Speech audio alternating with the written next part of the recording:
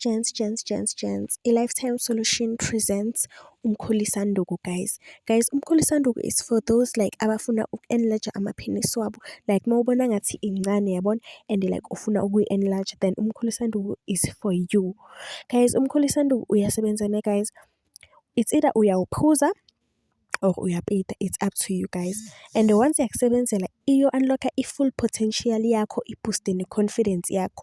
Uyabona guys ukuthi isuka incane, once waphuza umkhulisanduku iba inkulu, iya ku-bigger size. So guys, i-sale i-valid from nge-7 April until nge-30 April ne guys.